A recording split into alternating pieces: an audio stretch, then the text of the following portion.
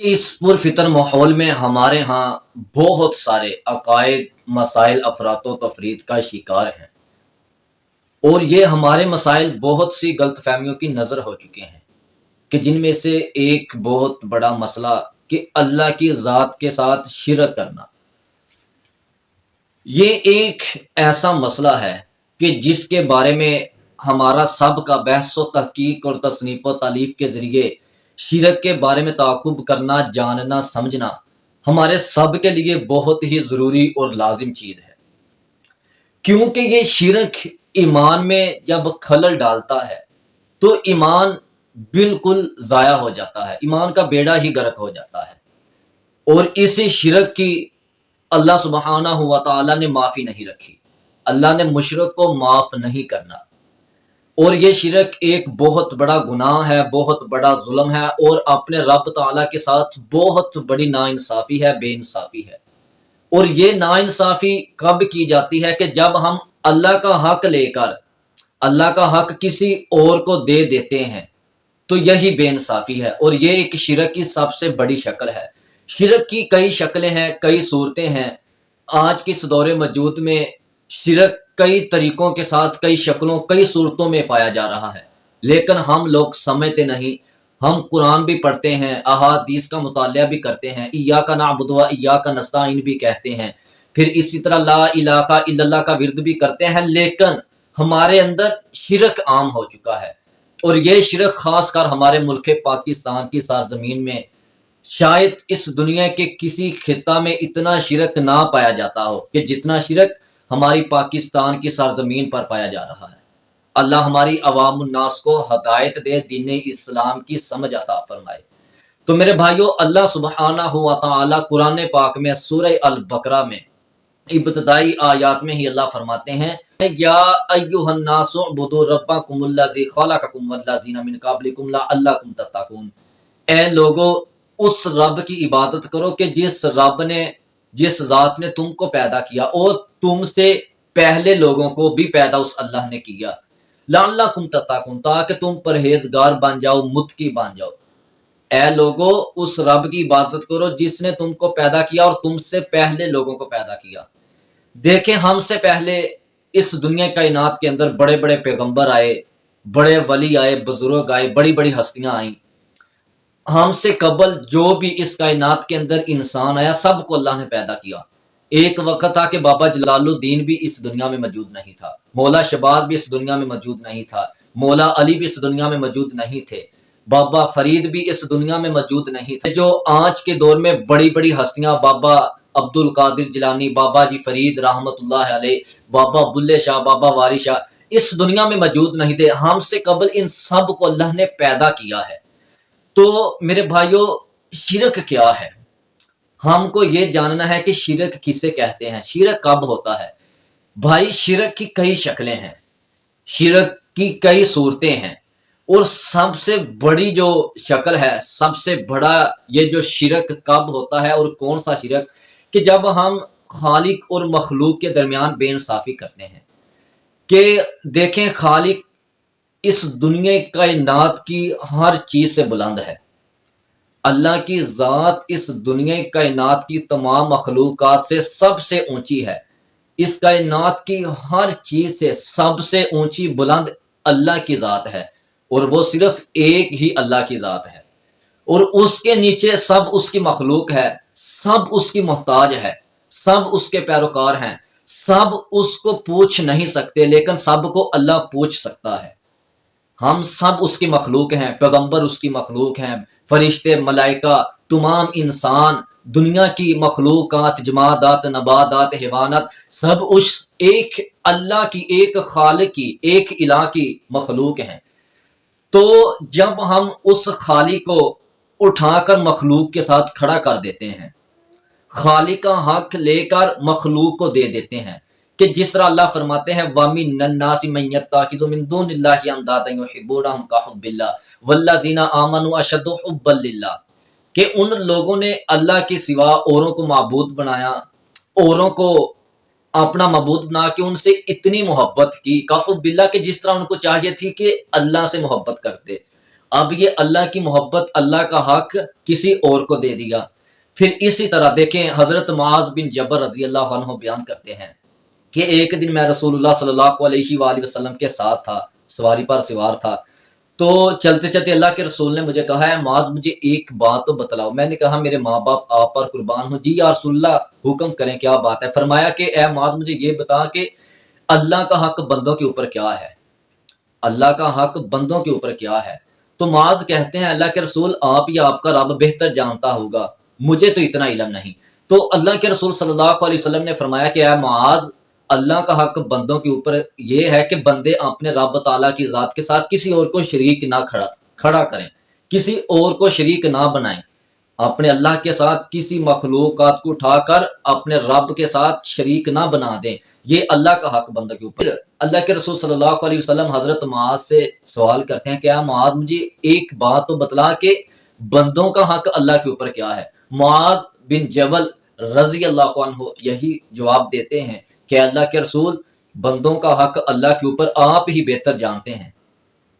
میرے ماں باپ آپ پر قربان ہوں، اے اللہ کے رسول آپ ہی بہتر جانتے ہیں یا آپ کا رب بہتر جانتا ہوگا۔ تو اللہ کے رسول صلی اللہ علیہ وسلم نے فرمایا کہ بندوں کا حق اللہ کے اوپر یہ ہے کہ اگر بندے اپنے رب کے ساتھ شرک نہیں کرتے، اپنے اللہ کے ساتھ شرک کسی اور کو شریک نہیں بناتے، تو اللہ کو کیا ضرورت ہے کہ وہ اپنے بندوں کو جہنم میں داخل کرے، اپنے عذاب میں داخل کرے، بندوں کو اپنا عذاب دے، پھر اللہ کو کیا ضرورت پڑی ہے؟ تو میرے بھائیوں کیا پتہ چلا کہ اگر مسلمان ہونے کے بعد اللہ عقیدہ توحید دے دے تو یقیناً اس انسان کی کامیابی ہے، دنیا اور آخرت کے جواہرات خزانے، دنیا کی کوئی چیز اس انسان کا مقابلہ نہیں کر سکتی کہ جس انسان کو اللہ خالص توحید کا عقیدہ نصیب فرما دے۔ تو میرے پیارے بھائیوں اسی طرح حضرت عثمان رضی اللہ عنہ فرماتے ہیں کہ رسول صلی اللہ علیہ وسلم نے فرمایا جس انسان کی اس حالت میں موت آئے کہ اس انسان نے، اس شخص آدمی نے اپنے رب تعالیٰ کے ساتھ کسی اور کو شریک نہ کھڑا کیا، جس کی اس حالت میں موت آ جائے تو فرمایا داخل الجنہ، یہ انسان جنت میں داخل ہوگا۔ تو میرے بھائیوں یہ شرک ایک بہت بڑا ظلم ہے، شرک ایک بہت بڑا کبیرہ گناہ ہے کہ جس کی معافی نہیں۔ اللہ فرماتے ہیں ان الشرک لظلم عظیم، کہ جب وہ لقمان علیہ السلام اپنے بیٹے کو نصیحت کر رہے تھے، یا بنی لا تشرک باللہ، اے میرے بچے، اے میرے بیٹے، لا تشرک باللہ، تو اللہ کے ساتھ شرک نہ کرنا، ان الشرک لظلم عظیم، بے شک یہ شرک بہت بڑا ظلم ہے، یہ شرک بہت بڑی بے انصافی ہے، یہ شرک بہت بڑا ظلم ہے۔ پھر اللہ فرماتے ہیں لا یغفر ان یشرک بہ ویغفر ما دون ذلک لمن یشاء، کہ میں نے مشرک کو معاف نہیں کرنا، اس کے سوا اور جو گناہ ہیں میں چاہوں گا تو معاف کر دوں گا، دوسرے گناہوں کی معافی ہو سکتی ہے لیکن مشرک شرک کرنے والے کی کسی صورت میں کتنا معافی نہیں ہو سکتی۔ پھر اللہ سبحانہ ہوا تعالیٰ اپنے پیغمبروں کو یہ حکم کر رہے ہیں وَلَوْ أَشْرَكُوا لَحَبِطَ عَنْهُمْ مَا كَانُوا يَعْمَلُونَ، کہ اگر میرے پیغمبر بھی شرک کرتے تو میں ان کے بھی تمام اعمال کو ضائع کر دیتا۔ بھائی اگر ہمارے اندر شرک موجود ہے تو ہم جتنی بھی عبادات نیکیاں اعمال کر لیں تو ہمارے اعمال عبادات کا نیکیوں کا ہمیں کچھ بھی فائدہ نہیں ہوگا، کیونکہ ہم مشرک ہیں، اللہ کی ذات کے ساتھ شرک کرنے والے ہیں۔ چاہے ابو طالب، بے شک ابو طالب نے کتنی محبت کی ہے، نبی اکرم صلی اللہ علیہ وسلم کے چچا ابو طالب نے آپ صلی اللہ علیہ وسلم سے، اپنے بھتیجے محمد صلی اللہ علیہ وسلم سے کتنی محبت کی ہے، بڑی محبت۔ وہ ابو طالب ایک لمحہ بھی محمد صلی اللہ علیہ وسلم کو اپنی آنکھوں سے اوجھل نہیں ہونے دیتے، بہت محبت تھی، لیکن ان کا عقیدہ،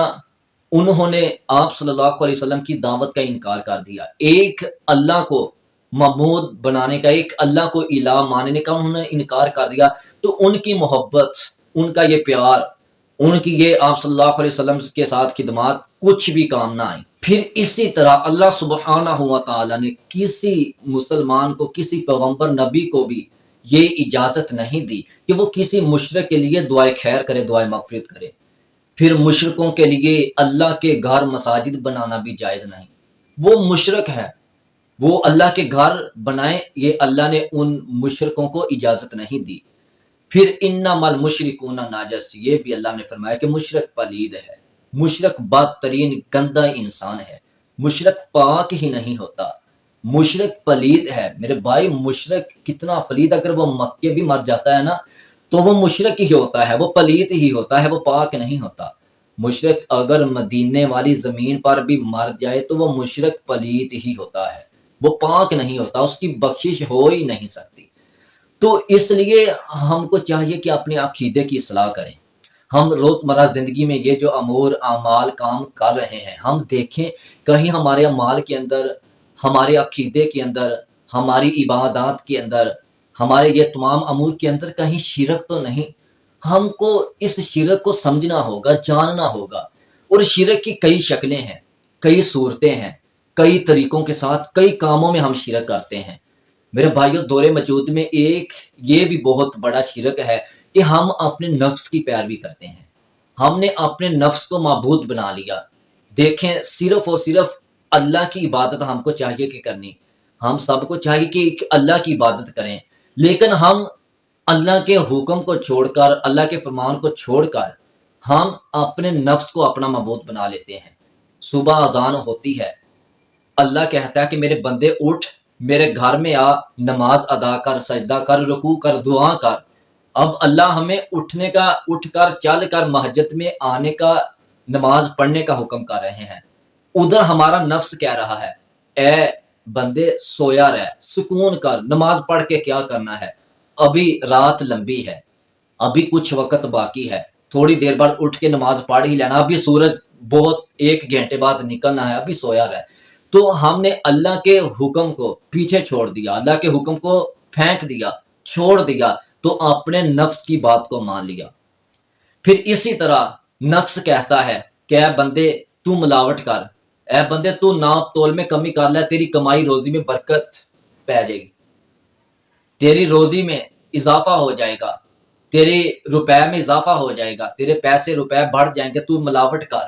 تو ناپ تول میں کمی کر۔ اب اللہ ہمیں یہ اجازت نہیں دیتے، لیکن ہم اپنے نفس کی پیروی کرتے ہیں، ہم اپنے نفس کو اپنا معبود بناتے ہیں۔ تو اسی طرح کئی عبادات ہیں، کتنے روزمرہ زندگی میں ہم گناہ کرتے ہیں۔ ہمارے معاشرہ کے اندر چوری، ڈکیٹی، قتل و غارت، زنا، شراب نوشی، اسی طرح ہم یہ جو نمازیں چھوڑ رہے ہیں، روزمرہ زندگی میں کتنے گناہ کر رہے ہیں۔ روزمرہ زندگی میں اگر ہم دیکھیں 24 گھنٹے کا ہی جائزہ لیں کہ ہر انسان ایک دوسرے سے دور ہے، ایک دوسرے کو مارنے کے لیے تیار ہے، قتل و غارت عام ہو چکی ہے، زنا عام ہو چکا ہے، بے حیائی عام ہو چکی ہے، ڈرامے، فلمیں، یہ جو گانے، موسیقی عام ہو چکے ہیں۔ پھر اسی طرح ناپ تول میں کمی، ملاوٹ، پھر اسی طرح جھوٹے وعدے، جھوٹ، غیبت، چگلی، حسد، بغض، یہ ساری چیزیں عام ہیں، اور یہ چیزیں ہم اپنے نفس کی بات کو مان کر کرتے ہیں، اپنے نفس کی یہ پیروی کرتے ہیں کہ ہمارا نفس اندر سے کہتا ہے کہ آپ بندے یہ کر، تو ادھر اللہ کا حکم ہم چھوڑ دیتے ہیں اور اپنے نفس کی بات کو مان لیتے ہیں۔ تو مجھے بتاؤ، اللہ کی عبادت، اللہ کا حکم چھوڑ کر جب ہم اپنے نفس کو مانتے ہیں، اپنے نفس کی عبادت، فرما برداری، پیروی کرتے ہیں، تو مجھے بتاؤ یہ بھی شرک ہے۔ اس سے بڑا اور کیا شرک ہے؟ یہ بھی ایک شرک کی بہت بڑی قسم ہے کہ ہم اپنے نفس کو آگے رکھنا، اپنے نفس کی بات کو ترجیح دینا، اپنے نفس کی بات کو ہم آگے رکھتے ہیں اور اللہ کے حکم کو پیچھے چھوڑ دیتے ہیں۔ اور دوسری جو شرک کی شکل ہے کہ ریاکاری، دکھلاوا، جسے شرک اصغر بھی کہتے ہیں، کہ ہم عبادت کرتے ہیں، نمازیں ادا کرتے ہیں، صدقہ خیرات کرتے ہیں، روزے رکھتے ہیں، نفل و نوافل، ذکر و ذکار، حج، عمرہ، اسی طرح بڑی بڑی نیکیاں اعمال کرتے ہیں، لیکن ہمارے ان اعمال کے اندر ریاکاری ہوتی ہے، دکھلاوا ہوتا ہے۔ حالانکہ یہ جو ہم نیکی کرتے ہیں صرف ایک اللہ کو دکھانے کے لیے، صرف ایک اللہ سے اجر و ثواب لینے کے لیے، اللہ کو راضی کرنے کے لیے، صرف اس نیکی کا اجر اللہ کے پاس ہوتا ہے۔ لیکن جب بھی ہم نماز پڑھتے ہیں تو ہمارے دل میں یہ دکھلاوا، یہ ریاکاری آتی ہے کہ ہم نماز پڑھیں گے تو لوگ ہمیں معصوم، شریف، متقی، پرہیزگار، نیکوکار سمجھیں گے، لوگ ہماری عزت کریں گے۔ تو آج کے اس دور میں بہت سارے ایسے لوگ ہیں، بہت سارے ایسے نمازی ہیں کہ وہ نماز اس نیت سے پڑھتے ہیں کہ اگر ہم نماز نہ پڑھیں گے تو لوگ کہیں گے یار کیسا یہ برا انسان ہے خبیر کہ یہ نماز بھی نہیں پڑھتا، کہ لوگوں کے ڈر کی وجہ سے۔ تو ہم نماز اس لیے پڑھنے جاتے ہیں کہ مسجد میں جائیں گے، لوگ ہمیں کہیں گے فلاں چودھری بڑا نیک ہے، وہ تو بھائی 5 وقت کا نمازی ہے، لوگوں کی نظروں میں ہماری عزت ہوگی، ہمیں شہرت ملے گی، لوگ ہمیں ادب احترام کی نگاہ سے، پیار کی نگاہ سے دیکھیں گے۔ تو یہ ریاکاری بھی شرک کی ایک قسم ہے۔ پھر کوئی سخی سخاوت کرنے والا، صدقہ خیرات کرنے والا، زکوٰۃ دینے والا، جب وہ کسی غریب مسکین یتیم، کسی غریب محتاج انسان کو وہ کوئی چیز دیتا ہے، صدقہ خیرات کرتا ہے،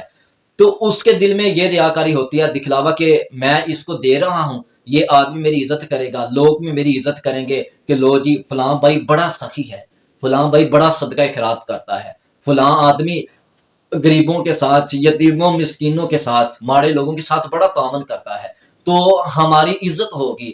ہمیں ہمارے گاؤں میں، محلہ میں، ہمارے علاقہ میں بڑی شہرت ملے گی۔ تو آپ کو پتا ہے کہ ہمارے ایم این اے، ایم پی اے، چیئرمین جب یہ الیکشن کا وقت قریب آتا ہے تو وہ ہر غریب، ہر آدمی کی بات کو سنتے ہیں، تو پھر کئی طریقوں کے ساتھ لوگوں کی امداد کرتے ہیں، کئی طریقوں کے ساتھ ماڑے لوگوں کے ساتھ تعاون کرتے ہیں۔ اس کی وجہ کیا ہے کہ وہ لوگ کل کو ہمیں ووٹ دے کے ہماری عزت کریں گے، ان کے دل میں، ان کی نظروں میں ہمارا مقام عزت ہو گئی، ادب ہوگا، تو پھر وہ دکھلاوا ریاکاری کی وجہ سے، ریاکاری دکھلاوے کی وجہ سے وہ یہ نیکی کرتے ہیں، اللہ سے اجر و ثواب لینے کی نیت سے نہیں۔ تو آپ جب بھی کوئی نیکی کریں تو آپ کے دل میں ریاکاری نہیں ہونی چاہیے۔ اور پھر اسی طرح یہ جو شرک ہے، اس کائنات کے اندر ہم یہ دیکھیں کہ شرک کب ہوا،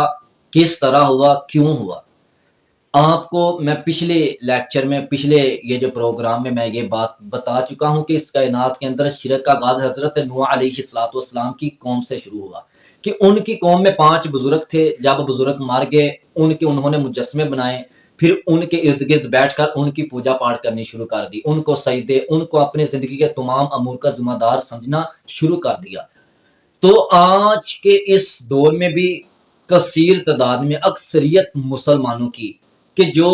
درباروں پر، مزاروں پر، پھر وہ مسلمان اولیاء کو، ولیوں کو اپنی زندگی کے کئی کاموں کا ذمہ دار سمجھتے ہیں، کہ لو یہ جو روزی ہے یہ فلاں بابے کے ہاتھ میں ہے، یہ اولاد دینے والا فلاں بزرگ ہے، یہ مشکلیں کاٹنے والا، پریشانیاں ختم کرنے والا، یہ مصیبتوں سے نجات دینے والا فلاں بزرگ ہے، کیونکہ ان کو اللہ نے اختیارات دیے ہیں۔ ان لوگوں کو سے جب ہم یہ بات کرتے ہیں کہ بھائی یہ جو آپ خاص اللہ کے حق ہیں، یہ صرف اللہ کے اختیارات ہیں، اللہ کے اختیارات کے علاوہ یہ کسی اور کو اختیار نہیں کہ وہ پیدا کرنے کا قادر ہو، وہ رزق دینے کا اختیار رکھتا ہو، وہ عالم الغیب ہو، وہ حاجت روا مشکل کشا ہو، وہ داتا گنج بخش ہو، غوث اعظم ہو، رنج بخش ہو، یہ صرف اللہ کے اختیارات ہیں۔ تو وہ آگے سے جواب دیتے ہیں کہ بھائی ہم جانتے ہیں، ہمیں پتہ ہے، ہم اس چیز کو سمجھتے ہیں کہ ہاں واقعہ کہ اللہ ہر چیز پر قادر ہے۔ اور یہ شرک کرنے والے بڑی کمال سے یہ مثال دیتے ہیں کہ لو بھائی جس طرح ایک بادشاہ کو ملک کا نظام چلانے کے لیے اپنے تحت وزیروں کی ضرورت ہوتی ہے، افسروں کی ضرورت ہوتی ہے، کہ وہ افسر، وہ وزیر، وہ بڑے لوگ ملکی حالات اس بادشاہ کو بتاتے ہیں۔ اب بادشاہ تو نہیں دیکھ سکتا، واقعی ہم مانتے ہیں کہ وہ بادشاہ پورے ملک کا صدر ہوتا ہے، گورنر ہوتا ہے، پورے ملک کا بادشاہ ہوتا ہے، اسی کا حکم چلنا ہے، جو اس نے کہنا وہی ہونا ہے، ہم مانتے ہیں۔ لیکن یہ جو وزیر افسر چھوٹے ہوتے ہیں، یہ ملکی حالات سے اس بادشاہ کو آگاہ کرتے ہیں کہ یہ ہونے والا ہے، فلاں جگہ یہ ہونے والا ہے، یہ نہیں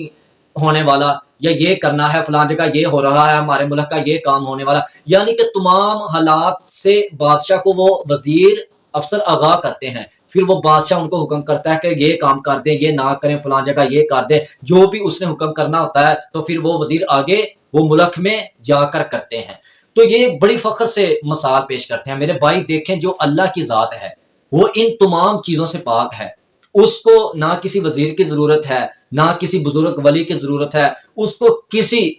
شریک کی ضرورت نہیں کہ وہ کسی کو یہ کہے کہ مجھے بتاؤ، حالات کے بارے میں آگاہ کرو۔ اللہ پوری کائنات کو دیکھ رہے ہیں، اللہ پوری کائنات کی بات کو سن رہے ہیں۔ تو وہ جب مثال دیتے ہیں، کہتے ہیں کہ بادشاہ اب کیسے دیکھے جا کے، وہ بادشاہ بیٹھا بند کمرے میں، وہ کیسے دیکھے گا، وہ ہر آدمی، ہر کتنے لوگوں کی وہ کس طرح باتیں سنے۔ اتنے لوگ ہوتے ہیں کہ کئی لوگوں کے اعتراضات ہوتے ہیں، کئی باتیں ہوتی ہیں، وہ آپ کس کس کی بات سنیں؟ تو میرے بھائی اللہ ان تمام چیزوں سے پاک ہے۔ اللہ کو پوری کائنات تمام مخلوقات ایک وقت میں اپنی اپنی زبان میں پکارے تو اللہ سب کی فریاد کو سن سکتے ہیں اور پورا بھی کر سکتے ہیں۔ اللہ سب کو دیکھ رہے ہیں، اللہ ہر جگہ حاضر و ناظر ہے، اللہ کی قدرت ہر جگہ ہے، اللہ ہر جگہ دیکھ رہے ہیں اور ہر انسان کی، ہر چیز کی، مخلوق کی التجا دعا کو بھی سن رہے ہیں۔ تو بھائی یہ بڑی کمال سے مثال پیش کرتے ہیں۔ تو یہی شرک ہے، اور وہ کہتے ہیں کہ لو بھائی اللہ نے ان بزرگوں کو اختیارات دیے ہیں، یہ بزرگ رزق دیتے ہیں، بے شک اللہ ہی رازق ہے، اللہ کی ذات ہی رزق دینے پر قادر ہے، اللہ کی ذات ہی پیدا کرنے پر قادر ہے، اللہ کی ذات ہی عالم الغیب ہے، اللہ کی ذات ہی مدد کرنے والا حاجت روا مشکل کشا ہے۔ تو لیکن ان کو اللہ نے اختیارات دیے ہیں، یہ ہمارے حمایتی ہیں، اللہ تک پہنچنے کا یہ ذریعہ ہے، یہ وسیلہ ہے، یہ ہماری التجا فریاد دعا کو اللہ تک پہنچاتے ہیں، ہم اللہ تک پہنچ نہیں سکتے۔ تو یہ شرک کی ایک بہت بڑی شکل ہے کہ جو ہمارے اندر عام ہے۔ میرے بھائی دیکھیں، مولا علی رضی اللہ عنہ، اس سے پہلے اس کائنات کے لوگوں کی مشکلیں کون دور کرتا تھا؟ بابا فرید سے پہلے رزق کون دیتا تھا؟ اس سے پہلے ان لوگوں کی حاجات کون پورا کرتا تھا؟ بابا جی پیر عبد القادر جیلانی رحمت اللہ علیہ، بابا وارث شاہ، بابا فرید، پھر اسی طرح مولا شہباز قلندر، کتنے بڑے بڑے یہ بزرگ ہستیاں ہیں۔ مجھے بتاؤ کہ ان سے پہلے ان لوگوں کی مشکلات کون دور کرتا تھا؟ ان بزرگوں سے پہلے ان لوگوں کی، یہ جو مخلوقات ہیں، ان انسانوں کی التجاؤں فریادوں دعاؤں کو کون سنتا تھا؟ ان کو کون رزق دیتا تھا؟ ان کی مدد کون کرتا تھا؟ وہ اللہ کی ذات ہے۔ اللہ اول سے آخر تک ابد ہمیشہ اپنے بندے انسانوں کی مدد کرنے والا ہے، ان کو رزق دینے والا ہے، ان کی التجاؤں فریادوں دعاؤں کو سننے والا ہے اور پورا بھی کرنے والا ہے۔ تو ہم کو یہ دیکھنا ہوگا کہ مکے کے جو مشرکین تھے ان کا عقیدہ کیا تھا۔ بھائی یہ بات یاد رکھنا کہ وہ مشرک واقعہ ہے کہ ایک اللہ کو مالک مانتے تھے، خالق رازق مانتے تھے۔ ان کا یہ عقیدہ تھا کہ اللہ کی ذات کے علاوہ اس کائنات کے اندر اور کوئی قادر نہیں، دنیا کی ہر چیز پر صرف ایک اللہ کی ذات وہ قادر ہے۔ ان اللہ علی کل شیء قدیر، یہ ان کا عقیدہ تھا کہ پوری کائنات کا مالک خالق رازق ایک اللہ ہے۔ تو جب وہ بتوں کی پوجا کرتے، ان کے آگے سجدہ کرتے، ان کو حاجت روا مشکل کشا مانتے، تو جب ان کو کہا جاتا کہ یہ تم عبادت کیوں کر رہے ہو، ان کو تم نے اپنا الہ کیوں بنا رکھا ہے، تو آگے سے یہ جواب دیتے ما نعبدہم، کہ ہم ان کی عبادت نہیں کرتے، ہم ان کی عبادت نہیں کرتے، ما نعبدہم الا لیقربونا، یہ تو ہم کو اللہ کے قریب کرتے ہیں، ویقولون شفعاؤنا، اور یہ کہتے کہ یہ ہمارے سفارشی ہیں، حمایتی ہیں،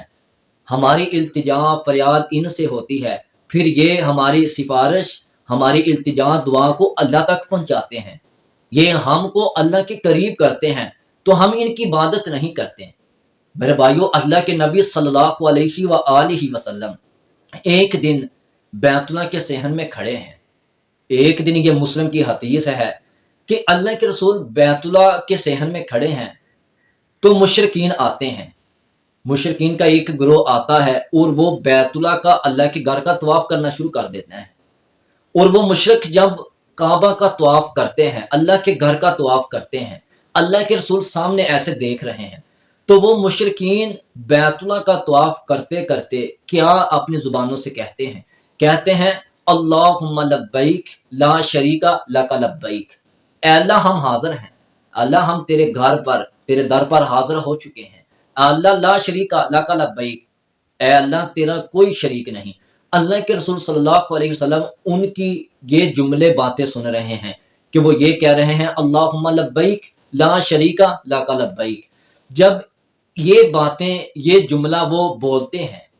تو اللہ کے رسول صلی اللہ علیہ وسلم سن رہے ہیں، اللہ کے رسول فوراً کہتے ہیں کدن رک جاؤ، ٹھہر جاؤ، اس کے آگے کچھ نہ کہنا۔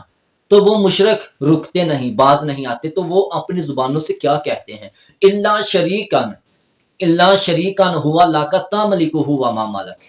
ان مشرکوں کا کیا عقیدہ تھا کہ وہ پہلے یہ کہہ رہے ہیں اللہم لبیک لا شریک لک لبیک، اے اللہ تیرا کوئی شریک نہیں، تو پھر اللہ کے رسول نے روک دیا کہ اس سے آگے نہ کہنا،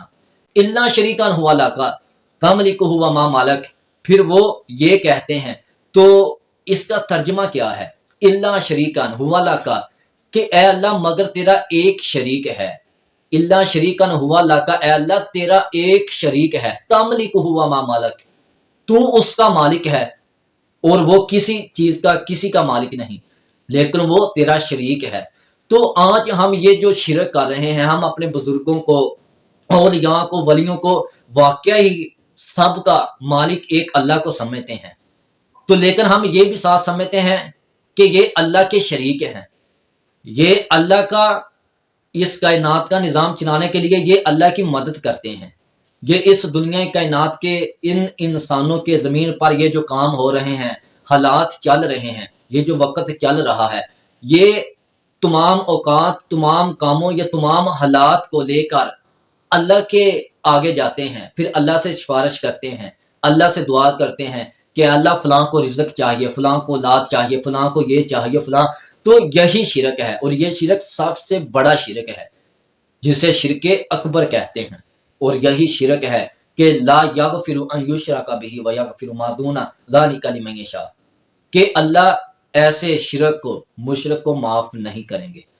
تو میرے بھائیوں، صرف ایک اللہ کی ذات ہے کہ جو اس دنیا کائنات کی ہر چیز پر قادر ہے۔ اللہ کو پوری کائنات پوچھ نہیں سکتی، اللہ کو پوچھنے والا کوئی نہیں، لیکن اللہ سب کو پوچھ سکتا ہے۔ اللہ چاہے کسی کو رزق دے یا نہ دے، اللہ کو کوئی بھی نہیں پوچھ سکتا۔ اللہ چاہے کسی کو 18 سال ساری زندگی اولاد نہ دے، اللہ کو کون پوچھ سکتا ہے کہ اللہ تو نے اس کو اولاد کیوں نہ دی، اللہ تو نے اس کو بیٹی کیوں دی، اس کو بیٹا کیوں دیا؟ یہ سب اختیارات اللہ کے ہیں۔ عالم الغیب، یہ اللہ کی صفت ہے، علم غیب رکھنا۔ علم غیب کے علاوہ اس دنیا کائنات کے اندر علم غیب کوئی ہستی، کوئی ولی بزرگ کو علم غیب نہیں۔ علم غیب ہے تو صرف ایک اللہ کو ہے۔ حاجت روا، مشکل کشا صرف ایک اللہ کی ذات ہے۔ ان مشرکوں کا عقیدہ دیکھو کہ جب وہ مشرکین مکہ کی کشتیوں پر بیٹھ کر سفر کرتے، تو جب ان کی کشتیاں سمندروں کی لہروں طوفانوں میں پھنس جاتی، ان کو چاروں طرف موت نظر آتی، تو دعوا اللہ مخلصین لہ الدین، وہ ایک اللہ کو خالص نیت سے پکارتے تھے، تو اللہ ان کی مدد کرتے تھے، اللہ ان کو خشکی پر پہنچا دیتے تھے، کہ وہ خالص مخلص خالص ہو کر اللہ کو پکارتے، اے اللہ تو ہی ہمارا مالک ہے، تو ہی ہمارا حاجت روا مشکل کشا ہے، تو اللہ ان کی مشکل دور کر دیتے۔ تو جب وہ خشکی پر آتے تو وہ اللہ سے یہ کہتے، اے اللہ تو ہمارا مالک نہیں، ہم کو تو لات نے بچایا، ہم کو تو ہمارے فلاں منات عزا نے بچایا، ہمارے فلاں الہ بت نے ہم کو یہ بچایا، ہماری یہ مشکل مصیبت دور کی، اے اللہ تو نے یہ ہماری مشکل مصیبت دور نہیں کی، یہ تو ہمارے فلاں بت کا کرم ہے، فلاں ہمارے الہ کا کرم ہے، فلاں لات منات کا کرم ہے۔ تو آج بھی جب ہم کو مشکل آتی ہے، کہ برا وقت آتا ہے، تو ہم کہتے ہیں کہ یہ اللہ کی مرضی ہے۔ جب ہم کو اللہ بیٹا عطا کرتے ہیں، رزق دیتے ہیں، جب ہم کو کوئی اللہ خوشی دیتے ہیں، تو تب ہم کہتے ہیں کہ فلاں بزرگ کا کرم ہے، فلاں ولی کا کرم ہے، فلاں بابے جی کا بہت کرم ہے، اس کی نظر کرم ہے۔ تو جب ہم کو پریشانی آتی ہے تو پھر کہہ دیتے ہیں یہ اللہ کی مرضی ہے۔ بھائی آپ نے تو اسی طرح اللہ سبحانہ و تعالیٰ قرآن پاک میں بہت ساری آیات مبارکہ میں ان مشرکین کو کئی طریقوں کے ساتھ، کئی انداز کے ساتھ سمجھا رہے ہیں۔ اتخذوا احبارهم ورهبانهم اربابا من دون اللہ والمسیح ابن مریم، کہ انہوں نے اولیاء درویشوں کو اپنا رب بنا لیا، کہ جس طرح عیسیٰ مریم کے بیٹے عیسیٰ کو انہوں نے اپنا رب بنا لیا۔ پھر کہیں فرمایا وَيَعْبُدُونَ مِن دُونِ اللَّهِ مَا لَا يَضُرُّهُمْ وَلَا يَنفَعُهُمْ، کہ اللہ کے سوا جن کو تم پکارتے ہو وہ تو نہ نفع کے مالک ہیں تو نہ نقصان کے مالک ہیں۔ تو آگے سے وہ مشرکین شرک کرنے والے کیا کہتے تھے؟ وَيَقُولُونَ هَؤُلَاءِ شُفَعَاؤُنَا، یہ ہم کو اللہ کے قریب کرتے ہیں، یہ ہمارا مَا نَعْبُدُهُمْ إِلَّا لِيُقَرِّبُونَا، ہم ان کی عبادت نہیں کرتے، یہ تو صرف ہم کو اللہ کے قریب کرتے ہیں، اللہ کے قریب جانے کے لیے ہم ان کو اپنا ذریعہ وسیلہ بناتے ہیں۔ تو اللہ کے رسول صلی اللہ علیہ وآلہ وسلم کو بھی یہ حکم دیا گیا، قُل لَا أَمْلِكُ لِنَفْسِي ضَرًّا وَلَا نَفْعًا، اس کائنات کے لوگوں کو اعلان کر دے کہ میں اپنی ذات کے لیے، اپنے نفس کے لیے بھی نفع نقصان کا مالک نہیں ہوں، میں اپنے ذات اپنے لیے بھی نفع نقصان کا اختیار نہیں رکھتا۔ تو اسی طرح قرآن پاک کی کتنی میں آیات آپ کو پڑھ کر سناؤں کہ کل من بیدہ ملکوت کل شیء وہو یجیر ولا یجار علیہ،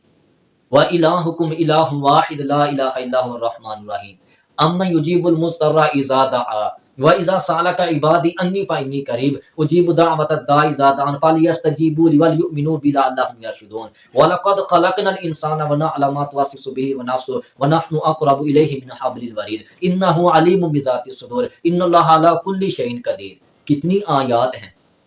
کہ جن آیات سے ہمیں پتہ چلتا ہے کہ صرف ایک اللہ کی ذات ہے کہ جو تمام اختیارات رکھتی ہے، اللہ کے علاوہ اس کائنات کی کسی چیز پر اور کوئی قادر نہیں، صرف قادر ہے تو ہر چیز پر اللہ ہی قادر ہے۔ قل هو اللہ احد اللہ الصمد لم یلد ولم یولد ولم یکن له کفوا احد وان المساجد للہ فلا تدعوا مع اللہ احدا وانه لما قام عبد الله يدعوه كادوا يكونون عليه لبدا قل انما ادعو ربي ولا اشرك به احدا قل انی لا املك لكم ضرا ولا رشدا۔